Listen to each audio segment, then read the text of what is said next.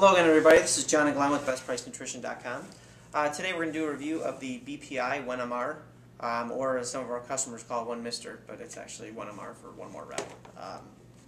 Specifically, we get a lot of questions, people saying, how does it compare to Jacked or Jack 3D, depending on how you want to pronounce it, and some of the other pre-workout products out there. The advertising shows, it's very concentrated, and that seems to be the feedback as well.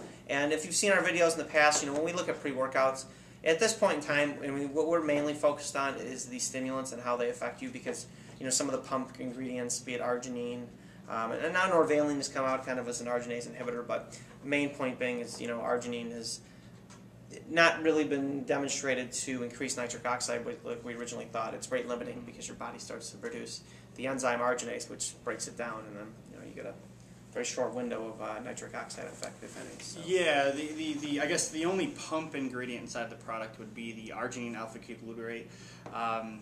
And like John was saying, that your body does have a response to that. It'll start to create an enzyme called arginase, which breaks it down and inhibits that pump. So the newer trend has been getting less of the pump, more of the stimulating effect. You'll notice from this product that per serving, which is one scoop, there's 300 milligrams of caffeine, which is a pretty hefty dose of caffeine.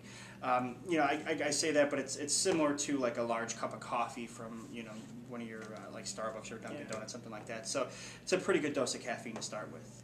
That would be a lot for me personally. I'm somebody I would probably have to do half a scoop because I'm pretty sensitive to stimulants. And one more thing on the arginine: the reason why your body has that response is because your body always wants to maintain homeostasis or balance. So if you dilate your blood vessels too much one way, from something like arginine, well, your body's going to have a response to help bring it back to set it back to normal or balance. So that's why. But and with the stimulants, we're going to go ahead and cover them specifically.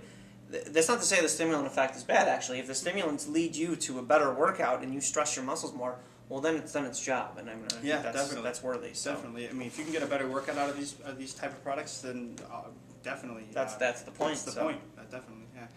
Yeah. To go down the ingredient list, after the arginine is beta-alanine, which is a lactic acid buffer. It allows you to work out longer, I guess, not only within sets. Let's say if you get 8 or 9 reps, it might help you get 9, 10, 11 reps, but also at the end of a workout, so that when you get to your last exercise, you still have the amount of energy that you would have at the beginning of the workout. So, and then you go to taurine, tyrosine, N-acetyl L-tyrosine, which actually is a more soluble or more bioavailable source of tyrosine. So why they have both in there, I don't know. They could go with one or the other. And that's to increase thyroid hormone.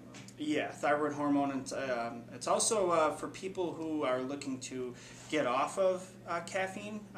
They take tyrosine because it does have some stimulating properties to it. There is creatine monohydrate, and then caffeine, guarana, which is just an herb that is a source of caffeine, yerba mate, which a lot of it's drank as a tea, but in here it's probably used for its source of caffeine.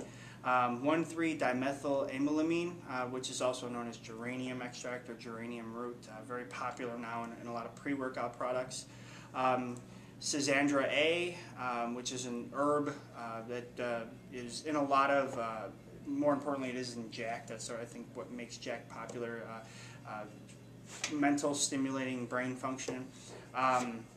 Niacin, grapeseed extract, vitamin C, and red wine extract. There's I'd say 15 ingredients maybe inside here. Again, they don't divulge it. It is a proprietary blend of. But they do tell you how much caffeine. So yeah, so it's an an 8-gram serving. Caffeine, so.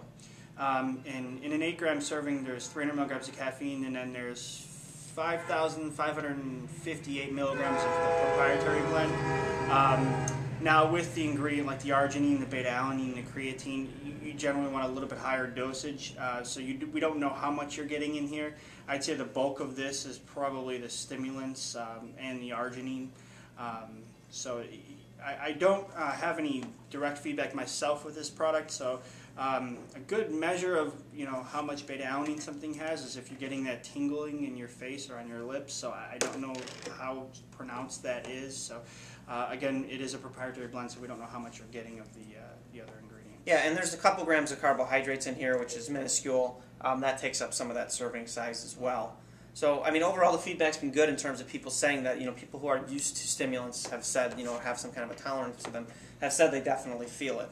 So, servings per container, you're going to get more out of it if you're, not having to take 3 and 4, scoops per serving. So that's very helpful. There's 30 servings per container, so I believe that's 30, right? 28. 12, I'm sorry, 28. 28 servings. So, we get a lot of questions whenever we do these pre-workouts about, well, how should I take this? Well, the thing with the pre-workout, especially these ones with a lot of stimulants, is we always recommend to keep your body from building up tolerance.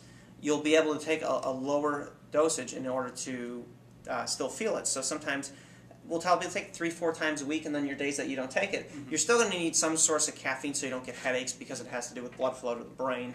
You're constricting, and then all of a sudden, if you stop caffeine, you're going to get a rush of blood to the brain, and that's where you're going to get the headaches from. So on those days off, maybe just have a cup of green tea or some kind of lower dose of caffeine so that you don't get those headaches, but you still stay somewhat sensitive to the pre-workout. Also, give yourself a break once in a while. Maybe use a bottle, give yourself a couple weeks off, and just use a light dose of caffeine, maybe 40, 50 milligrams, something like that, to prevent headaches, but still keep yourself from building up tolerance to it, because that's really the main thing. You don't want to have to take 2-3 scoops of a pre-workout because you become so tolerant to the stimulants in there. We do have customers who will take 2 or 3 scoops at a time.